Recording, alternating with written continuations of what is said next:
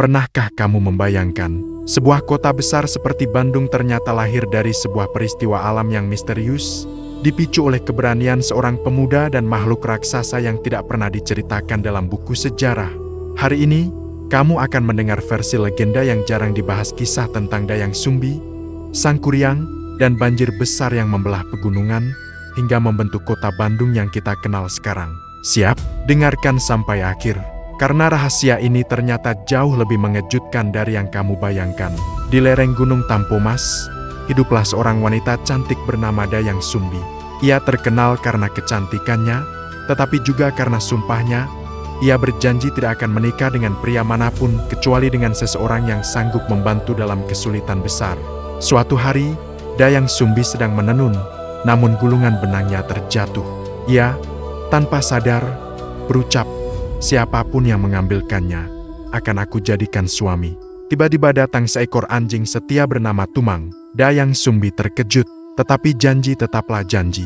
Ketika waktunya tiba, dari hubungan itu lahirlah seorang anak laki-laki bernama Sangkuriang. Sangkuriang tumbuh menjadi pemuda kuat dan cerdas, tetapi ia tidak mengetahui rahasia tentang ayahnya. Ia pikir Tumang hanya seekor anjing peliharaan. Suatu hari, saat berburu, Sangkuriang menginginkan daging rusa untuk ibunya. Sayangnya, ia tak menemukan apa-apa. Dalam keputusasaan, ia memanggil Tumang, meminta bantuannya. Namun Tumang tidak mau bergerak. Kesal, Sangkuriang melepaskan panahnya, dan tanpa disadari, ia membunuh Tumang. Ketika ia membawa daging itu pulang, Dayang Sumbi langsung mengetahui bahwa itu adalah Tumang. Ia marah besar, mengusir Sangkuriang dari rumah, dan membuatnya pergi sangat jauh. Bertahun-tahun berlalu, Sangkuriang tumbuh menjadi pria dewasa yang tampan, kuat, dan penuh percaya diri.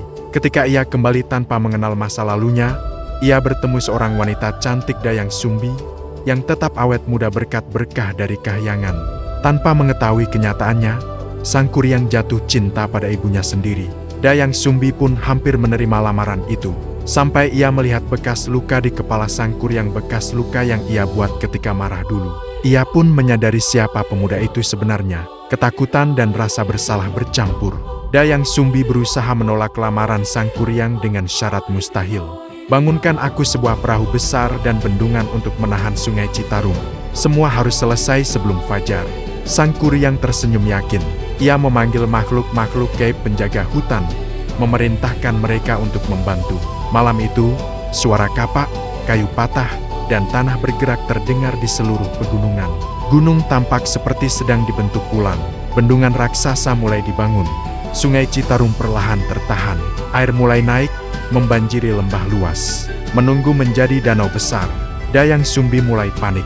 Sangkuriang hampir menyelesaikan segalanya. Maka ia naik ke bukit, mengambil sehelai kain putih, dan mengibaskannya ke langit. Kain itu memantulkan cahaya sehingga tampak seperti fajar palsu. Makhluk-makhluk gaib ketakutan, mengira matahari sudah terbit. Mereka meninggalkan pekerjaan mereka dan menghilang ke hutan. Perahu raksasa yang hampir selesai terbengkalai. Ketika Sangkuriang menyadari dirinya ditipu, ia marah besar. Dengan kekuatannya, ia menendang perahu raksasa itu. Perahu itu terbalik dan menjadi bukit yang kita kenal sebagai Gunung Tangkuban Perahu. Bendungan yang belum sempurna runtuh, tetapi air yang sudah mengumpul tetap mengisi lembah luas. Lembah itu akhirnya membentuk